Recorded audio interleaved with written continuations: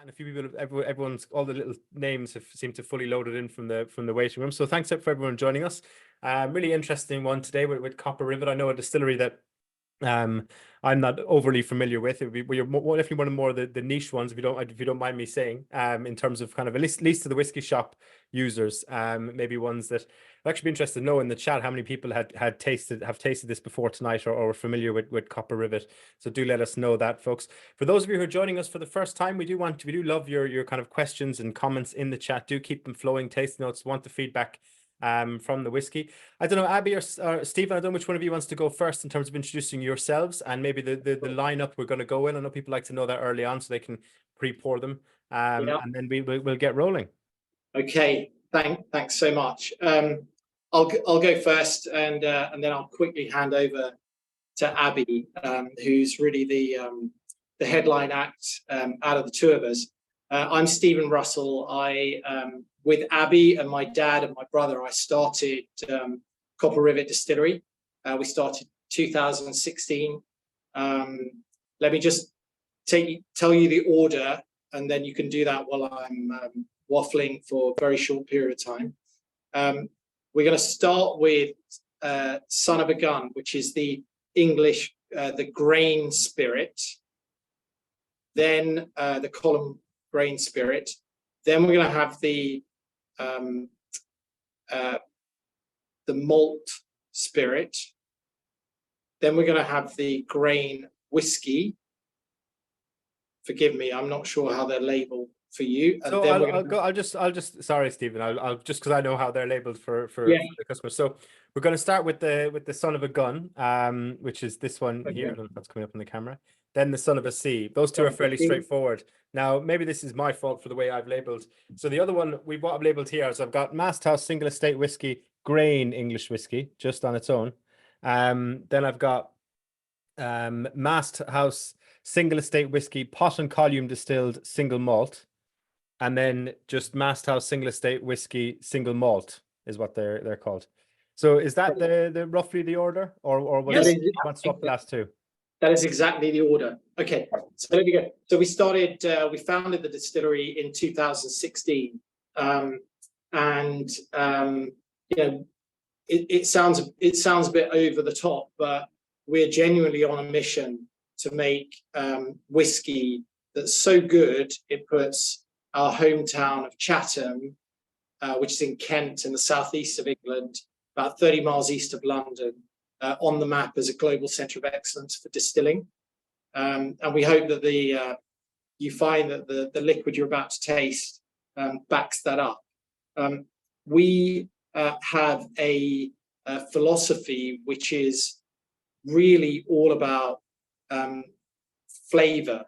Everything that we do here, from the way that we designed the distillery, the way we designed the equipment, which designed ourselves, made by people here in Chatham, where we source the grain from, which is, by the way, within 20 miles of the distillery, which grain varieties we grow with the farmers, is all about a flavour profile in mind as it comes off the still as new make. For us, we are obsessed about our new make spirit, and that's one of the reasons that we're going to start with those the two spirits that we mentioned, Son of a Gun and Son of the Sea. They're not whiskey, they're new make spirits. We do that really to help people understand how obsessed we are about new make.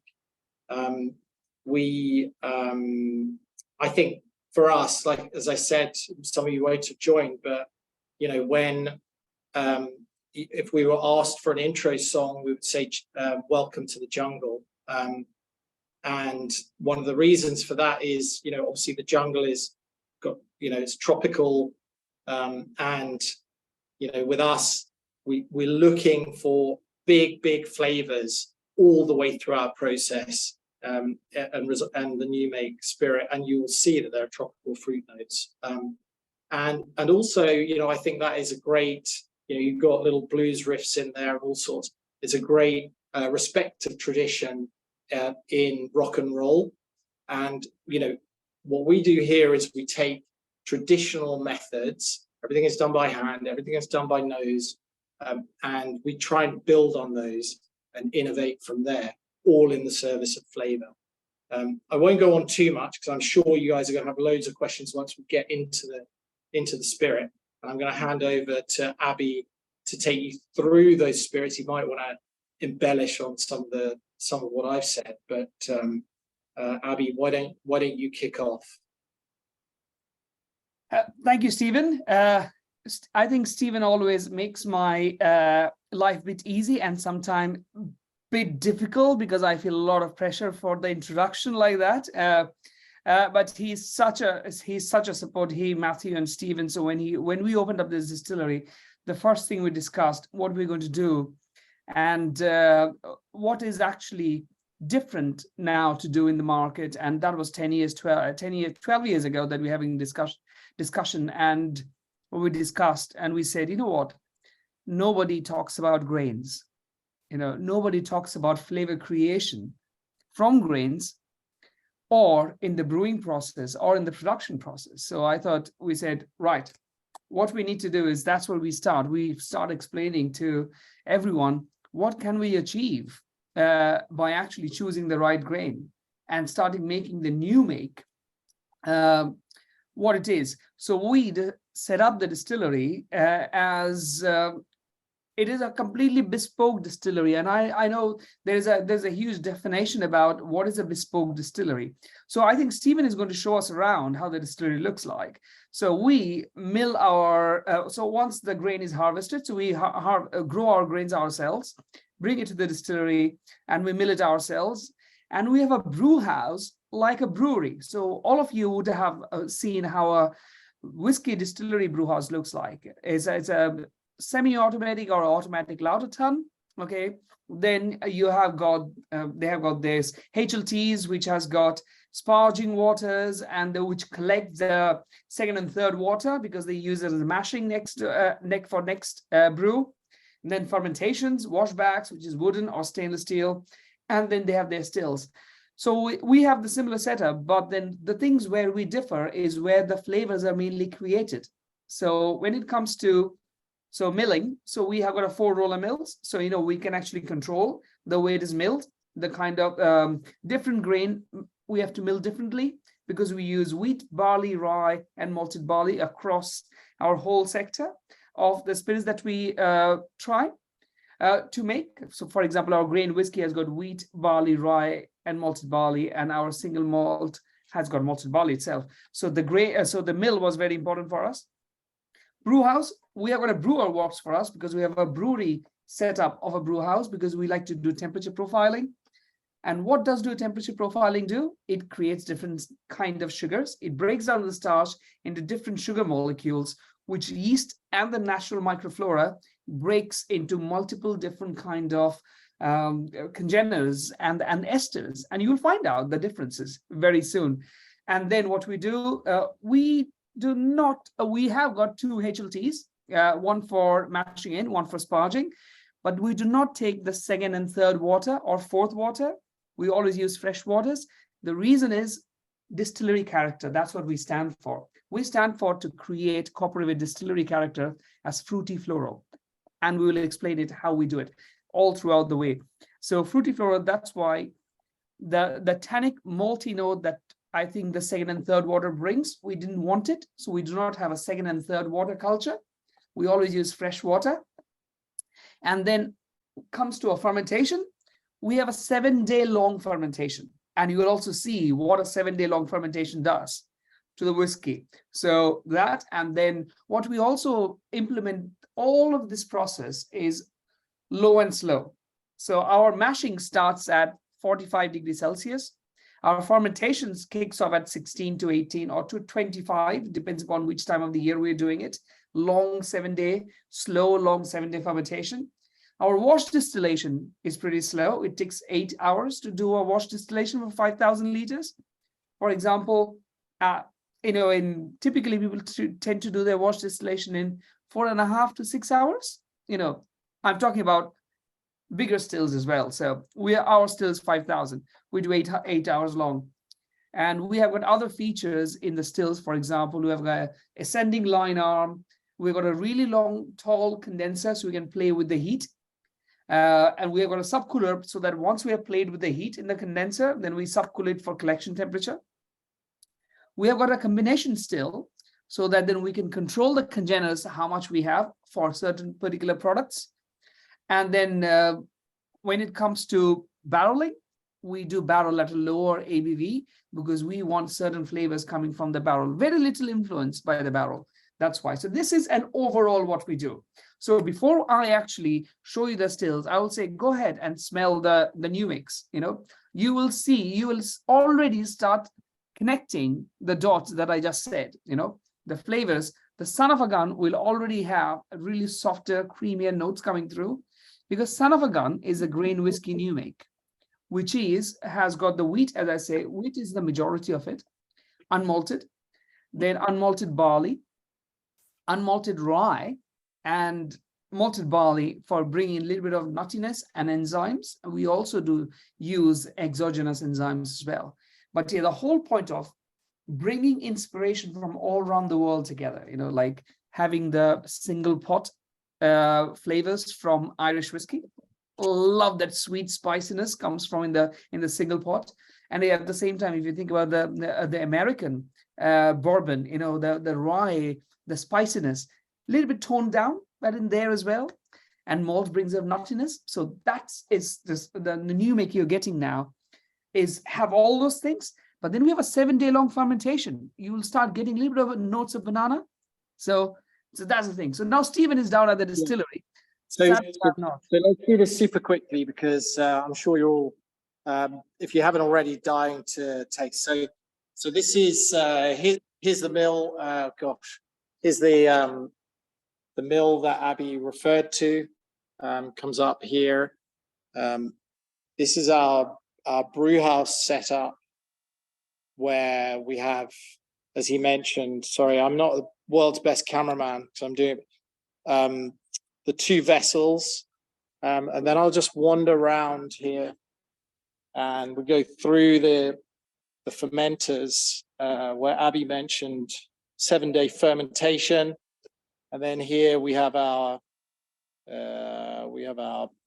pot, complete with ascending sending line arm, and our combination still, a hybrid with its 10-meter tall 40 copper stiff plates in there, and I think it's about time you tasted.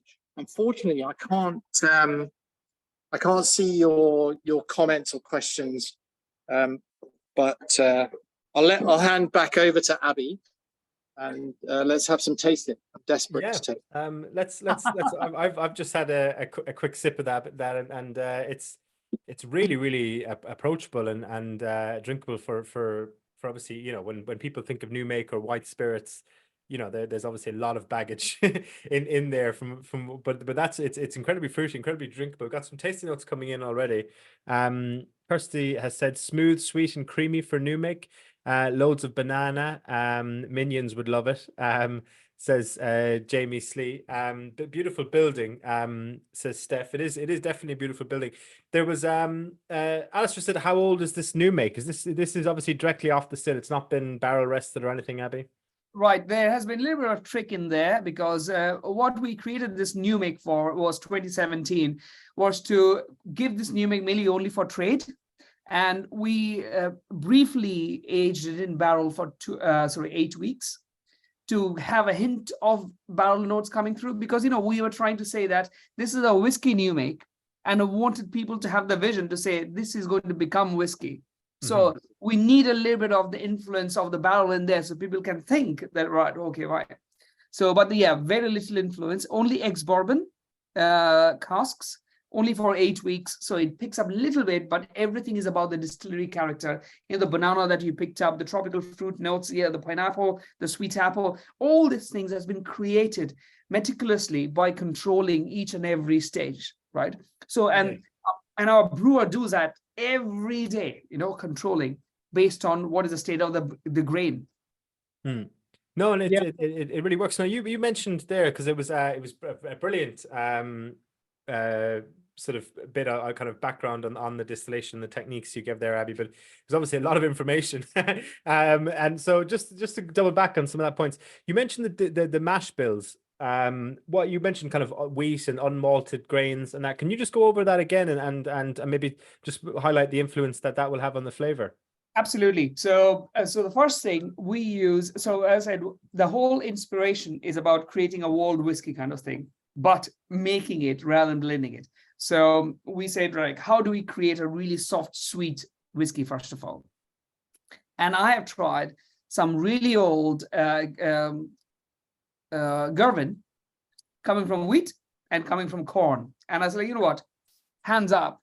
I love corn, but the wheat one was the most smooth and soft and vanilla element. So we went for the wheat for our majority of our grain bill, right? So wheat forms the majority of our grain bill, soft winter wheat that we grow ourselves. And then, as I said, the Irish single pot, I really love it because of the soft, sweet, nutty spiciness that is there that comes from the raw barley. Yeah. Mm. So I said, now we need to have some raw barley there as well. So that's why there's raw barley. Big fan of American whiskeys, but I sometimes find they're a bit spicy, but I love the rye element. So I said, right, liberal rye. So we got just a touch of rye, which gives the mouthfeel. It's all about the length of it. So the rye is just used for the mouthfeel. And by the time we have our third whiskey, you will see, so not the third sample tonight, which is a grain whiskey, you will see why we use the rye and how it actually uplifts or takes the whiskey long as a mouthfeel. That's why the rye. And malted barley is for the nuttiness, beautiful, soft nuttiness that brings in, and the enzymes as well, you get it with it, right? So yeah, so that's what wheat, raw wheat, raw barley, raw rye, and malted barley. Oh, marvelous! No, well, as an Irishman with an Irish whiskey background, you're a man after my own heart with that mash bill. We've got a couple more points in there. So it feels as though it isn't new make, but it feels as though it wasn't new make, but thought it was an older influence. Fruity and pineapple, says Kevin. Just on that grain, I've got a load of questions from that, but I'm conscious that we maybe kind of drink through these questions. So I'll actually come back to my own question. It says, Kirsty says, where do exogenous enzymes come from? So we work with enzyme suppliers who are also our yeast suppliers as well. We work together very closely. So which the whole industry works. So we are supplied by our supplier, but the exogenous enzymes are actually supplied, which is produced from yeast and aspergillus and all this natural microflora. Marvelous. And just on the distillation, is this pot and column distilled? Is this all column distilled? Yes. So this one, as Stephen showed, it goes through the whole process, milling, mashing like a brewer, and the long fermentation. First distillation in Sandy. We named our stills as well. So Sandy on Stephen's granddad from his father's side. So who is a Scotsman. Yeah, so that's why we call him Sandy. So first distillation in Sandy, long inclined, ascending line arm, really warm condensation in the copper condenser, and then we subcool it. And the second distillation in our hybrid still, where very meticulously we distill, because everything in Copper Rivet is done by nosing. It's an absolute manual distillery. If you ever visit, everything is like controlling the steam controls in there, looking at the pressure gauges, constantly nosing. So yeah, and that second distillation lasts between 8 to 12 hours. So yeah, it's as we talked about, low and slow. That element is there. Yeah, but yeah, pot and column distill this one as well. Marvelous. Yeah. Sorry, I know you answered both of those questions in your thing, but it was so much information. I said we'd just clarify. Kirsten's got a follow up to that question. So, do you select the enzymes? She was the previous question. As carefully as the grains. Oh, we are always working what we call in the enzyme cocktail. So because there are 4 and 5 enzymes that we're constantly working on, because the whole reason we start our mashing in at 45, now getting into geeky areas of whiskey making or alcohol making. So we started at 45 degrees Celsius. That is because we are working on beta glucanase, right? So we have got protein rest, we have got all different kind of rest that we do. So all these things has got enzymes that has its own optimum temperature and pH. So yeah, we have got 4 or 5 different enzymes that we're working together to create a different kind of proteins, which proteins are also important for yeast. Amino acids are very important for yeast. Fans are very important for yeast to be healthy and to create flavors. So yeah, we've got multiple different enzymes that we're working together. Marvelous. Ruther said, great to taste the first new make. Amazing how much flavor you've gotten into spirit with barley and with barely any barrel time. And Linda said, I presume this is diluted to 47.4%. What ABV does it come off the still at? Just the double. So what we did for fun, we said, you know what, we just cut it into half what the ABV comes out at. So when I say just the double, it's not 94.8. We actually distill up to 94.5 typically as an average. Yeah. And I think that's one of the things, like, when in a way, for me, I always feel that that's a really good moment to be able to reflect back on all of the things that go before the distillation to generate flavor. Because if you're going to distill up to 94.5% ABV, you're very, very, very close to vodka. And in order to have enough flavor in there to be whiskey and to have, what we've tasted, you've got to take a lot of steps before. That is where the grain selection comes from. That is where that low temperature and temperature profiling and brewing comes from, and that long fermentation, slow first distillation really gives you enough flavor to be able to go up to that level. And going up to that level gives you that smoothness, which you can have in a young whiskey, or here basically new make. Yeah. No, that's excellent. I'm just conscious that we have really fascinating stuff, but just conscious of time. So maybe we'll try the new make malt. 100%. And this is where the interesting thing comes, that we want to really present to everyone, our consumer, is what we try to do with this too, tasting side by side, say that the flavor, the raw materials have to offer. So the first one you tried is a mix of grains. The second one is 100% malted barley, and you see the flavors shift. Totally different, yeah, but this is very soft, and also this has got this hint of Parma violet, pear drops, that we have seen in some of those strictly distilled older single malts, long time ago. So that's the whole inspiration to bring people, that single malt has to offer. The malted barley has to offer so much flavor, and that's what this is also distilled exactly same way. The brewing profile is different because it's a malted barley. Even though it's a malted barley, we do start at 45. No, actually, this one is started at 50 degrees Celsius rather than 45. We have got high nitrogen, so the yeast is quite lively in this fermentation. Because we grow in Kent, the soil is a bit too fertile. So typically our maltsters say, oh, you need to control your nitrogen on your barley. So things to think about, and how it affects in your fermentation. So yeah. This is why I wanted you guys to try the new make side by side, so that you understand what the grains, what the raw materials have to offer, in the whiskey making. Yeah, totally. These remind me of, there's two things. Some of these the first one, the grain, reminds me of some of the White Dog releases you get from the American distilleries, like Buffalo Trace and that release their kind of new make is, I think it's White Dog they call it. You'd probably know better than me. And then there's also, particularly the grain is, there's kind of an explosion of poachine distilling in Ireland at the moment, like legally poachine distilling. So obviously these are, for anyone who's not familiar with poachine on the call, it's obviously like an Irish moonshine, and a lot of the tradition goes back ages, but the real modern poitín tradition goes back to the strict regulation that's put on Irish whiskey in the late 18th and early 19th century. That closes a lot of Irish distilleries at that time. Things like the still tax, the malt barley tax, sends distilleries underground. And obviously, the distilling ability in the community doesn't dissipate. People just do it at home.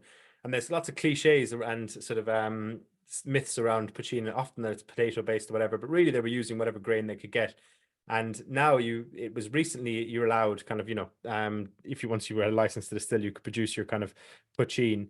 And the first wave of poitíns were just distilleries, new Irish whiskey distilleries producing their new make and calling it poitín. And there was not, whereas now you have the second wave of tradition of people, is about 5 or 6 of them that are actually digging up these old mash bill recipes, throwing in different types of barley and grains, and playing with fermentation times and stuff, and producing really interesting like spirit drinks in their own right that aren't just like new make, something to bring in some revenue while the rest of the stock ages. And this reminds me of that. It's quite interesting, and they often play with barrel resting. Ironically, there's a law in the definition of poitín in Ireland where it can't be longer than, I think it's 12 weeks that it's rested in a barrel, and still legally be called poitín. So you end up with this thing where if it's longer than 12 weeks, it's not poitín, but it's obviously can't be whiskey yet either. So it's just nothing.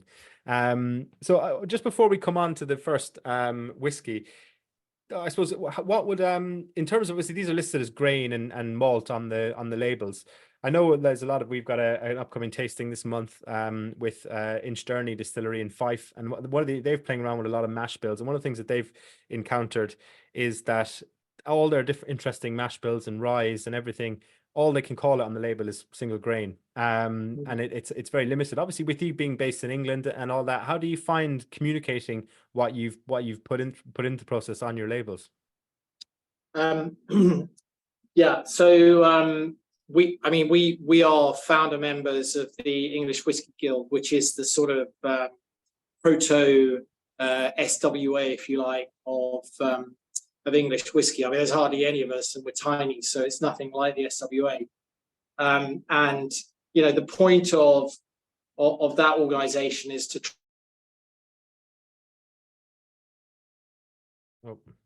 Oops. I think we've lost Stephen for a second there. Do you want to take over there, Abby?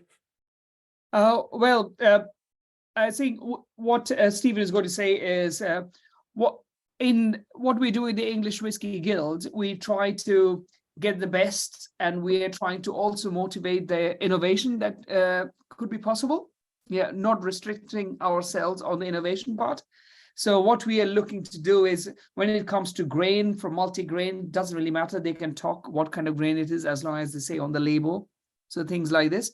So yeah, we are, with being in England and the new, actually Stephen is back. I'll let him finish. Yeah, no, I mean, I think, Abby, I didn't lose you, you lost me, which is not uncommon that people lose me because I do go on. But yeah, so Abby's got it spot on. But just coming on, I think I know where you're going with this. What the English distillery said effectively follows a very similar taxonomy of names to you know, Scottish and Irish, just because that's the language of whiskey. There are some differences. So, for example, in England, we thought, well, yes, wood, it must be aged in wood, but let's allow ourselves to experiment with different woods for the core aging. It doesn't have to be oak. And when it comes to single malt, we said it must be in copper.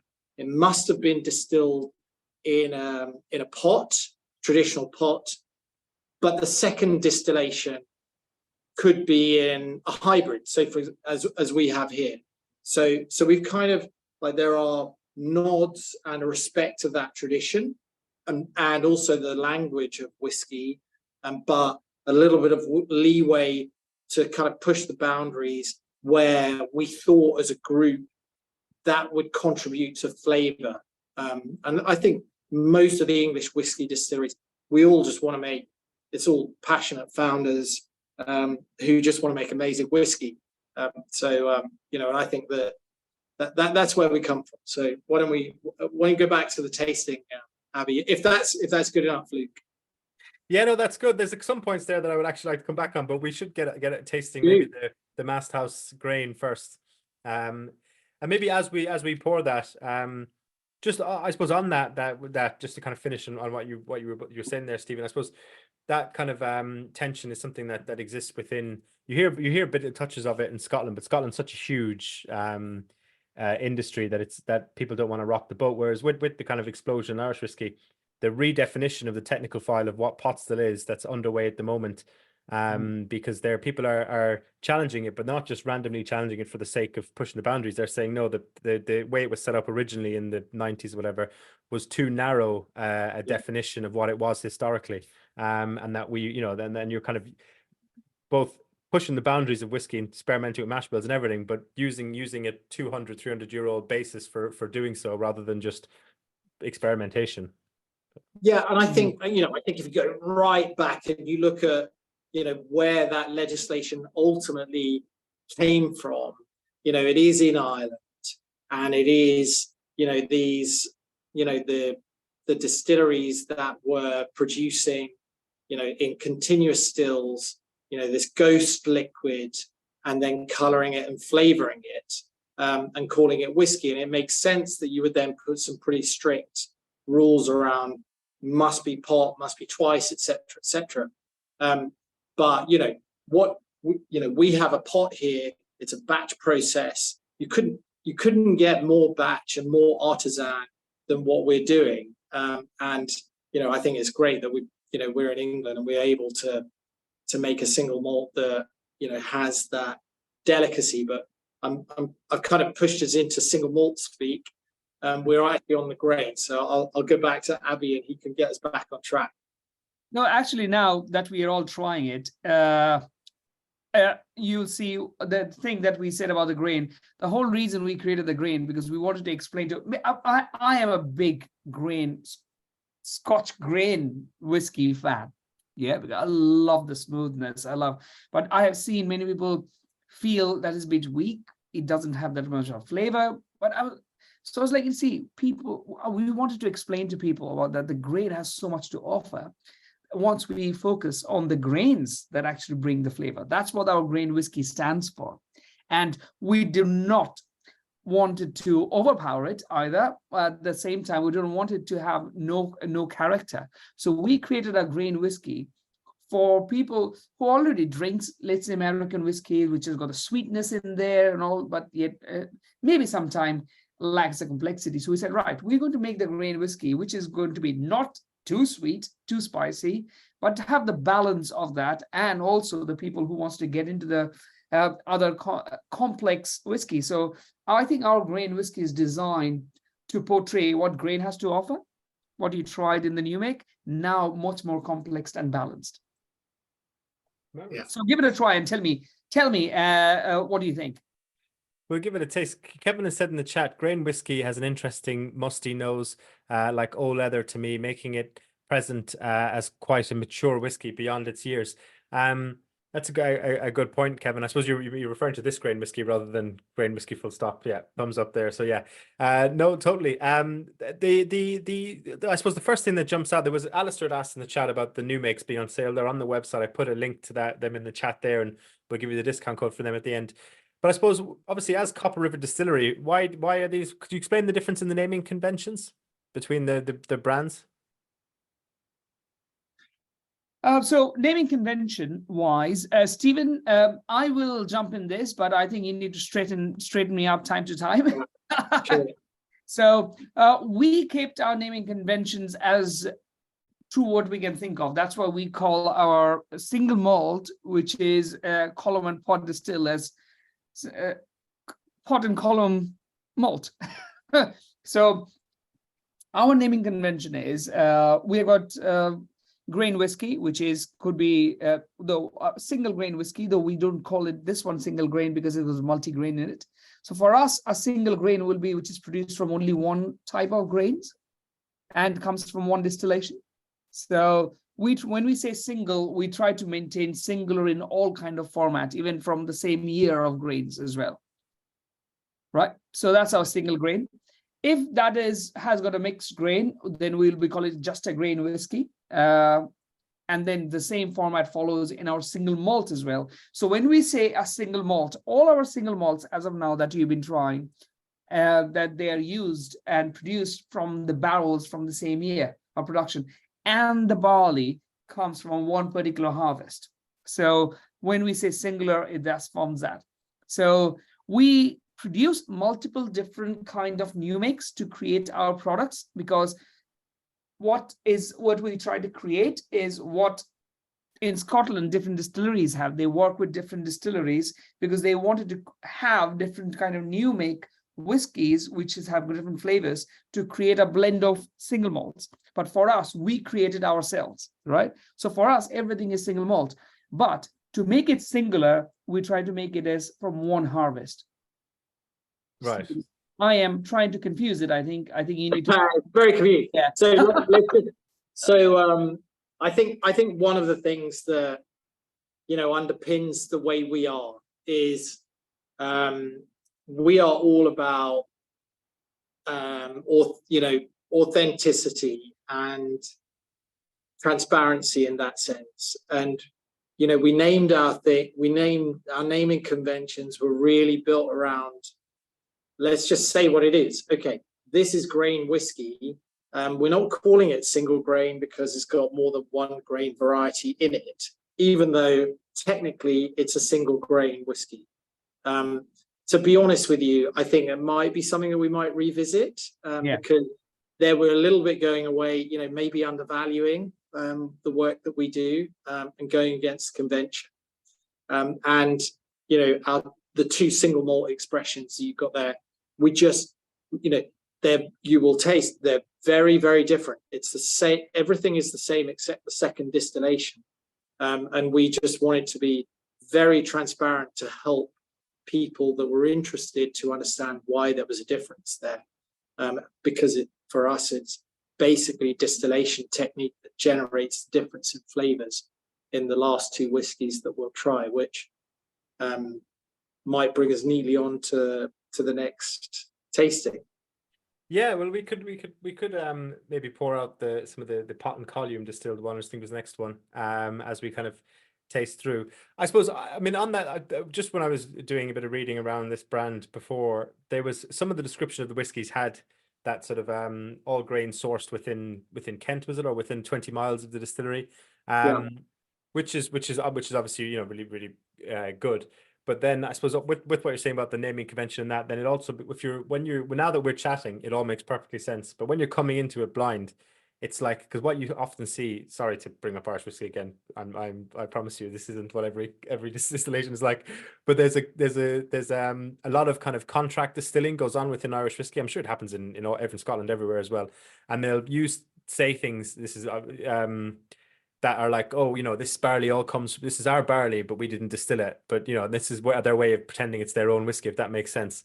And obviously that's not what you've done at all. But when you come in totally blind into the brand and you're like, oh, it's the mast house, it says like Dockyard Distilled on it, but then it's Mast House but then it doesn't say Copper Rivet on the front label of the Son of a Gun. Do you know what I mean? There's like all these things where I'm like, now that we're chatting here, I'm like, this is a brilliant brand and a really, really drinkable whiskies.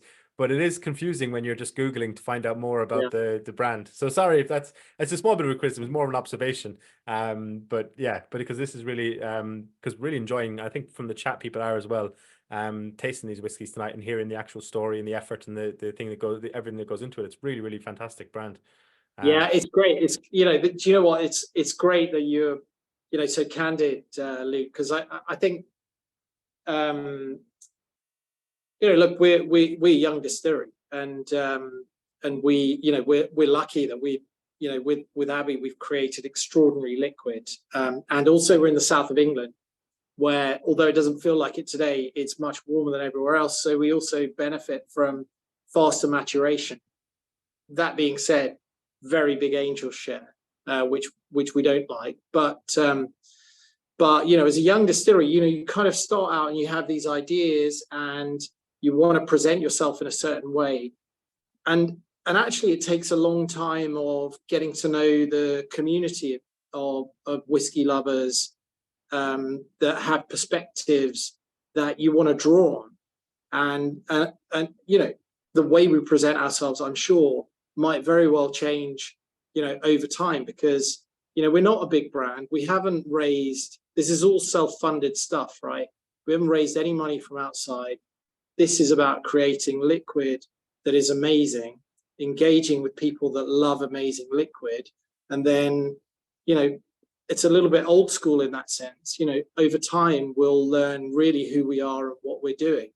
When you start these things, you get branding agencies that say, tell us who your target consumer is and, what is your target market?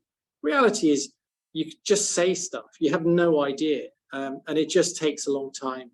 The only thing we knew is the kind of liquid we wanted to produce. All of that other stuff we're learning. So that feedback is gold to us. Yeah, no, that's good, because it is a fantastic brand, and everything. It's really good, and the liquid's really good, great, and we got some great feedback here. We got Ruther said, silly question, perhaps it's literally son of a gun. Sorry, is this literally son of the goods whiskey we're tasting now, the pot and column one? Is this literally son of a gun with X years of bourbon barrel aging in it? Basically, yeah, because that is all. This is that whiskey, the new make we've tried, bought through to maturation. Is that the only difference here?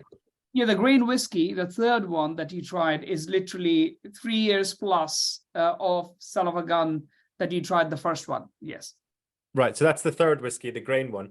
And this one now, if we the pot and one that says pot and column on the label, what's the difference between that and the son of a gun?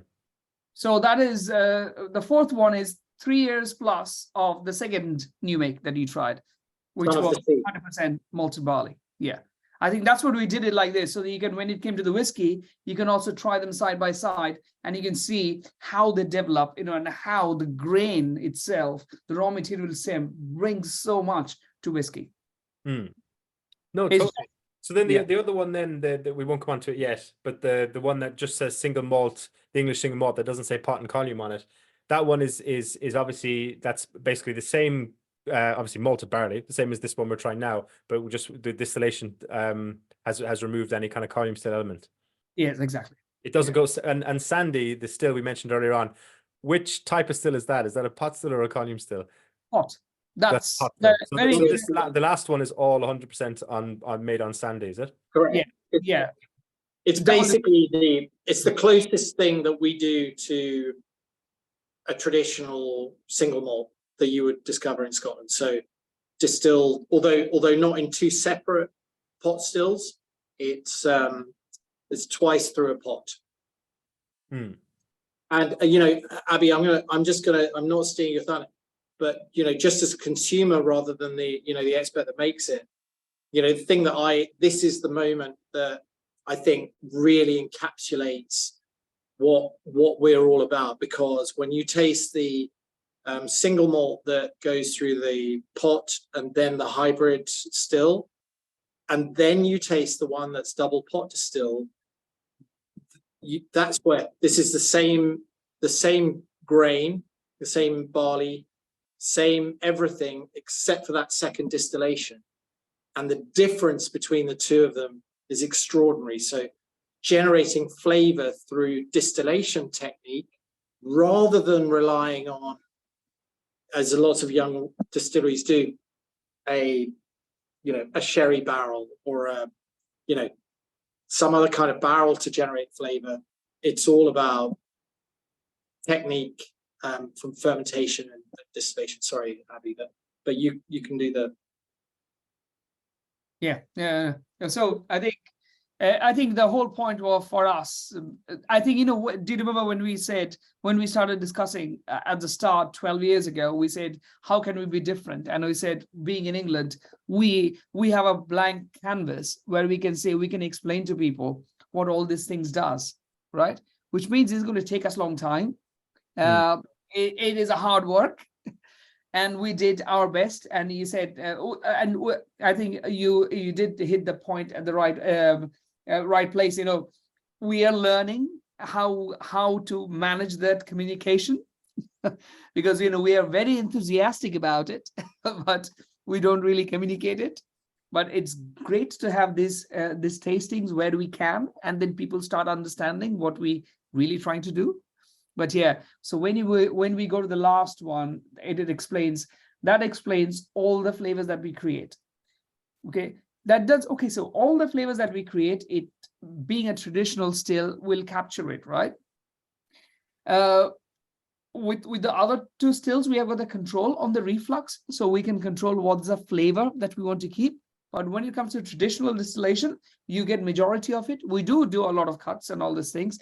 And our pot distilled single malt that you're having the last is the most difficult distillations for us, is because here it's constant nosing, literally constant nosing of 12 hours of distillation. So that's the whiskey that takes the longest for us, okay? And so it captures almost all the flavors that we talked about today, you know, that comes from grain, that comes from brewing process, that's come from fermentation, that comes from actually the copper, the impact of copper. You know, we talk about, you know, how copper makes fruitier flavors. You know, we have learned all these things, line arms affecting the fruity flavors and all these things. You will get that everything in the pot.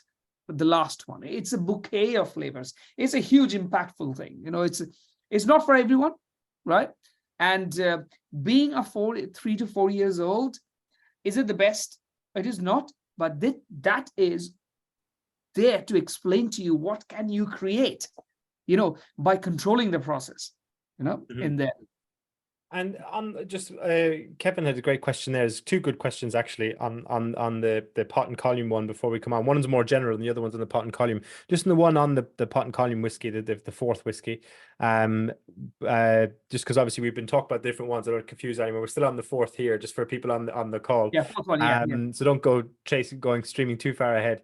There was a question, I've actually lost it here in front of me now, but it was basically about when the mixing of the pot and column liquid, just to go on terms of technically how that happens, is it two different distillation runs that are married at the end, or is it just run through the pot still and then onto the column still? And obviously one of them is a hybrid still. I know we've gone over this ground again, but just on Jeff's question there about when are you mixing the pot and column liquid, can you just run over for everyone on the call? Yeah. It's a really good question, by the way. Yeah, it is. It's a really good question. So we do it literally, as you have understood now, we literally name things based on how we do it. So it is pot distilled first, then it is column distilled. So yeah, we do not mix two new mix.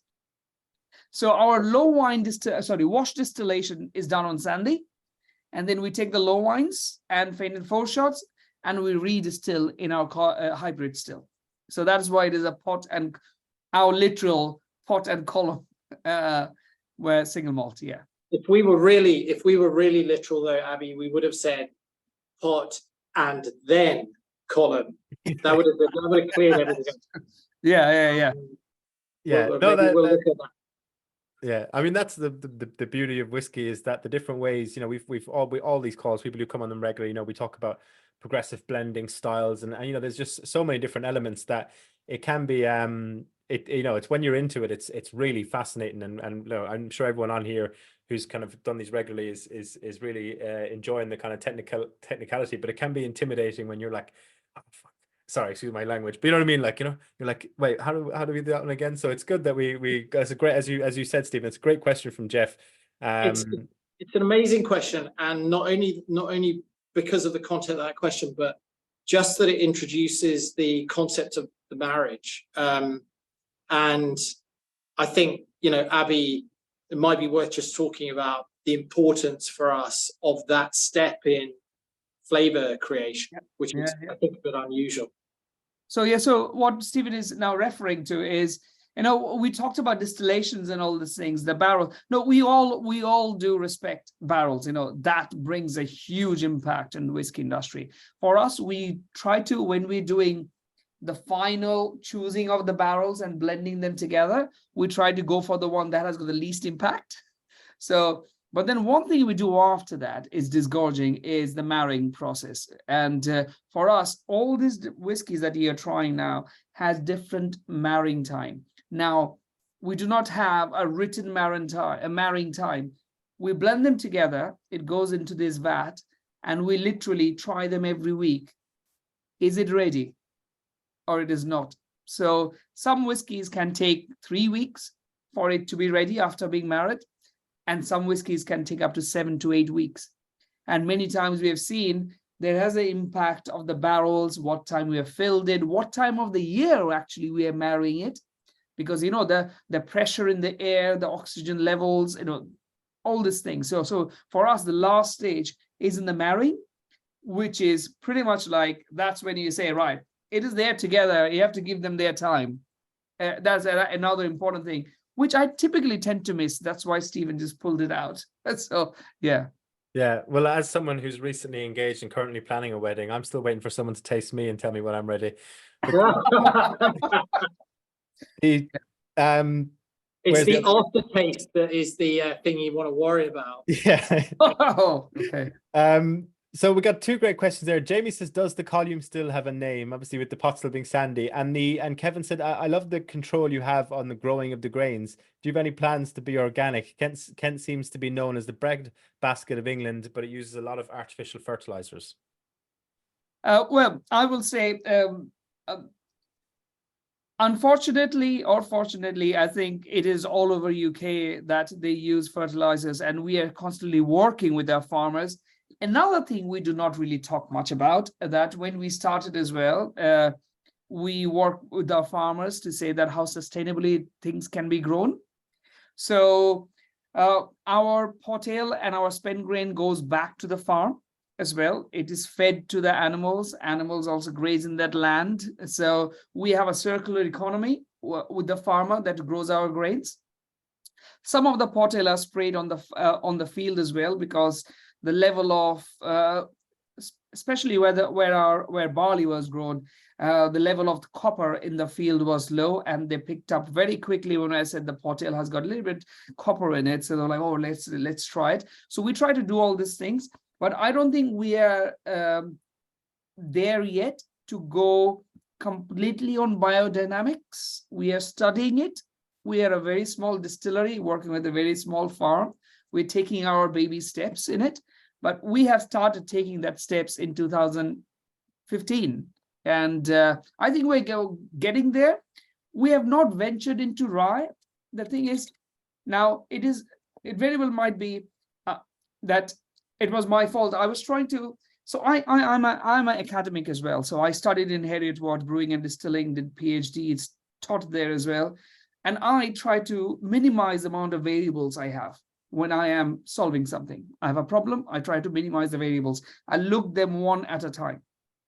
And when we set up the Copper Rivet Distillery and we said, right, what can we create? So I said, right, I have already four things to work with. We have got 3 unmalted grains, malted barley. We're creating lines of new makes of different things. I said, where am I going to say, draw a line, say that I'm going to work on this first, create the line of whiskies, then will be the next stages, right? So at that time itself, I said, okay, for me at this very moment, grain is the most important thing in the flavors that they're creating. Okay, then the next stage will be yeast, different kind of yeast, what it does, while I work on the organic side. Because you all understand organic is a very difficult world to get into, because it's quite expensive. To give you an example, an organic farmer, it's very difficult for them as well. We work with organic farmers actually. Or the farmer that we work with has got organic fields as well. But he was like, for every field we create 3.5 tons of barley for you. But Abi, I can only give you 0.5 ton of barley for an organic thing, and it will be mixed. We can't really clean it and all these things. So there, it has its own challenges. But we are taking our baby steps towards it, because all these things are true to our heart. We are the lowest food miles as of now in whiskey where we are.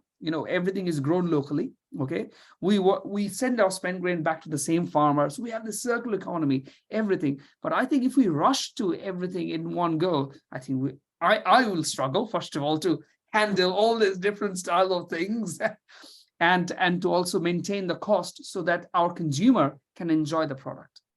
Yeah, I mean, I last year I read the George Monbiot book, the Regenesis on kind of farming and the environment and that, and it's a brilliant read. I highly recommend it for anyone on there. But he's quite critical of the organic label, the lengths to what people will go to stick that on the label with it actually not necessarily being any better for the environment or for anything, and being a lot more expensive for the consumer and that. And it's not really a sustainable way forward as much as the idea from the consumer's point of view. The reason you want to buy organic is the right one, but that the whole process, how he comes about it, is not necessarily sustainable in that way. Yeah, I think we're trying to make that slow step so we can all become sustainable together, so the farmer and us and the consumer. I think hopefully you get the impression, just before we move on, that we want to create amazing liquid. We want to do it from the ground up. We want to do it using technique, take our time, do it traditional ways. We also want to do all of the right things when it comes to sustainability. And I mean, I could do a whole 2-hour thing on how I feel about sustainability in the spirits and whiskey world, and some of the statements that are made by some of them. And I think there's actually, we rather solve problems from the ground up. I don't want to plant trees to say that we're sustainable, and that's why it takes a little bit more time. Yeah, you don't want to just, I suppose, greenwashing, as they say, isn't it? But Kirsty says, love your ethos, really different grains, really liking the new mix. So wondering if you plan to experiment with different cask aging. And that maybe ties in with Alistair's question, who says, I love to see what you would do with rye. Oxford, I suppose it's the Toad distillery, isn't it? The Oxford distillery is my favorite whiskey just now. So on that, so obviously, if you want Kirsty's question about cask aging first, but also that, Alice, you did mention there was rye in the grain, though, isn't there? Yes, very little. So I quite like what is the funk that rye brings. Yeah. So, and that is why our vodka, which is Vela vodka, has got rye as well. It's because we really love that element that actually lengthens the experience. Excuse me. Yeah. So yes, we are working on other variations as well, and certainly rye will be something that is on the card. I can't really say much about it till we have it that we can present something, but yeah, rye is on the card. At the same time, barrel, I think the barrel aging, the cask aging that you're talking about, I think this is one thing me, Stephen, and Matthew always talk together, what we're going to do out it. But I think I would love to hear about your feedback. I think we still have so much work left to explain about what grains does to whiskey. If we get too much into barrel now, I think that messaging will be lost too quickly. So yes, barrels is going to be coming. See, that is going to be the future. You put, excuse me, too much enthusiasm. So if you whiskey, leave it in 15 years, you can't avoid the barrel is going to take over, right? So the barrel is going to come eventually anyway, and we're preparing for that. That we're strategically putting certain kind of liquid in certain kind of barrels. Yeah. But I think we have got so much work left, at least for next 5 years, to explain to people what grain can do, exactly like what Toad is doing, right? Toad has brought in front of us so much of rye element, so much of corn element that he can do. I mean, so much left to do. Listen, I can keep going. Yeah, but obviously we are, not going to be here all night. So maybe we should come on to the last one so formally. I know we've kind of danced around it a bit. But that malt one, that fully single malt one, do you want to tell us about this one, Abby?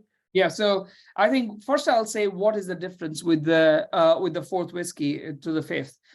The only difference is the last distillation, and this is what I wanted to show what distillation brings in. The capturing, the rectification, and all these things. So this one, it actually captures the whole process. It's malted barley itself, so it's grown from the malt is from our barley, which is Laureate. So I think this one that you're trying might not be Laureate, might be Belgravia. Is from 2018. So one thing about once you have your whiskey bottle, you can see we try to be transparent as possible to give more information. So every year we work with the malting company to know which malt is performing best. So we use it. So this one, malted barley, brewing profile as single malt. Okay, long 7-day fermentation, create a lot of tropical fruit, but you have to also remember yeast. something is like, I always say, yeast is like human being. You can control it up to some time, but they have their own attributes as well. They have their own attitude. So yeast also produces some spicy notes, right? So we maintain to keep some of the spicy notes. So in this single malt, you'll have this bouquet of flavors, tropical fruit notes, some ripe papaya. I should not say flavor notes, because I should leave it to you guys to explore. Yeah, but you have got all this huge amount of flavors, and then when you have a sip, you have got this length that yeast brings in here. Yeah. I'm sorry, I get into this flavor. I would like your flavors notes coming through more than I try to push things in your head. But yeah, but how we use a single malt at the moment is actually to create flavors to explain to people. Okay, I think we will take longer time. I think this single malt, how we created it, sits beautifully for the aging, where it actually restricts being taken over by the barrel. And when it comes to the day, so I typically describe drinking these 3 whiskeys in a day, while Stephen and Matthew will say in their lifetime how people drink. So, well, single malt, our column and pot distilled grain. So that one is pretty much like an all-day whiskey. Okay, it is so soft, so subtle. You can drink anytime. Beautiful for highball. Grain whiskey is towards you approaching the evening. You want to get a little bit more complexity and all, getting prepared for cocktails, and that can also withstand some cocktails. And then when you have started eating food and all, in your meal, you're having some red wine and all these things, that's where the pot comes in. And it sits together along with the spicy, oily food or whatever you're drinking, the pot you're sipping through. That's where the pot is. So that's how it stands, I think, but it has got all the flavors that we created. No, that's excellent. Let's see what people are saying about it. While people are maybe getting their tasting notes for this one into the chat, there was a question there, Abby, about distillery. About doing distillery tours. You do them, don't you? And I believe Stephen said to me last year you have a very highly rated restaurant on site as well, do you? Yes, so we have got the distillery tours, which runs from Thursday to Sunday, and then the tours end up at our restaurant, where we work with the chefs. We don't do much food pairing, but with really lovely food at the end and cocktails. Yes. Mm-hmm. No, excellent. Typically, you'll find me there at the end of the shift. That's how good it is. Brilliant. We have so some great taste notes coming in there. One is right. Kevin said, I've got mango and pineapple, quite sweet, but still with a pleasant musty nose that I mentioned earlier. So there's kind of consistency and some interesting difference in there from him. Russell said, did you say the only difference between 4 and 5 is that 4 had additional distillation in the column? That's correct, isn't it, Abby? No. No. Oh, yeah, sorry. There was the barley style as well. No. The only difference between 4 and 5 is the last distillation. 4th one is in the column, and the 5th one is in the pot. So there's no additional distillation. So they are both only distilled twice. Yeah, but they're distilled different. I mean, yeah, he meant the additional apparatus, I presume, rather than additional time, if that makes sense. Yes, yeah. So the for the 5th one, wash distillation in the pot, and the spirit distillation in the pot again. Yeah. What And the the first one, wash distillation, column pot combined. Yeah. Wash distillation in the pot, and then the spirit distillation in the hybrid still. Yes. Hybrid still. Yeah. Yeah. Perfect. Kev said, I'm going to try marketing an all-day whiskey to my boss at work. Well, yeah. Then you need to start ordering them in a jerry can. Well, that gasoline gin has been purchased by some big company recently. I don't know if you saw that news. I can't remember what it was. One of the big whiskey or big drinks industry producer conglomerates purchased that gasoline tinned gin. So that's the future. I've worked with plenty of people over the years who went around, who'd buy whiskey if it was in maybe a reusable coffee cup style, because they were filling their own one with enough of it anyway. So maybe that's the way to go. So folks, this has been a really, really enjoyable tasting. Abby, thank you for joining us. I'm not sure, Stephen, can you still hear us? Or is he gone? I think we might have lost Stephen. We lost the camera a minute ago anyway, but it's been really, really informative. We will see if anyone's, what we normally do, Abby, at the end of these is we ask everyone what their preference from the night is, and then I'll give the discount code now. So we won't jump off straight away, but we are kind of on the wind down phase, I suppose. So the discount code for these guys is WS16 C or should work. And the Son of a Gun and Son of the Sea were only added to the website today, so they might not show up directly in the search feature, but I will put them in the chat now. That's why I'm kind of stuttering my words, because I'm trying to multitask it, which I'm not very good at. So I'll take the links and I'll stick them in the chat, and I'll also edit the product page as we normally do for the actual tasting pack, so you can link directly to it from there. And they might already be showing up in search, but often when new products are added, the search takes a few minutes to index them. So that discount code again there, folks, is WS16COR. Abby, before we go through everyone's kind of feedback and their preference of whiskies for the night, is there anything you wanted to say before we kind of go address the last few questions? Oh, sorry, tell me again. Just before we at the end, before we run through what everyone's favorite was and maybe the last few questions in the chat, is there anything that you wanted to say before we do the last few questions of the night? Yeah, one thing is I would say that what we wanted to say is, like, all our product stands there at the moment to explain the process and the raw materials. I think what I would like to say is the next chapter, I think, is even more interesting for me, is because that's where we're trying to start bringing and start playing with mixing these flavors together. So keep watch this space, I would like to say. Yeah, no, excellent. That is exciting. Yeah. Router says one at a time. Whiskey school format was fantastic. Thank you. Claire and Ian said thank you for very informative and interesting tasting. So just going through what people have suggested here for their preferences. A lot of people, which is always a sign of a good tasting when there's not an obvious consensus. Although, as I scroll through, I think the pot and column mix grain malt, sorry, has probably won actually as people's favorite. But a lot of people have gone for the grain. A lot of people have gone for just the single malt. So yeah, there's a nice mix. We got some other ones. Alice says all equal for me. Loved this the first time I tried it, and loved the format too. Kevin says thanks as ever for an informative evening and the opportunity to taste some new whiskey. Great tasting, guys. Lots of info and a real eye opener for the whiskey. So that's brilliant, Abby. Thank you so much for joining us, and for Stephen, wherever, if he can hear us. And yeah, well, hopefully maybe get you on again, as someone mentioned in the chat, Oh, Stephen, I can see you again now. We'll maybe bring you back in there before the end, Stephen. I'll just unmute you now, 1 second.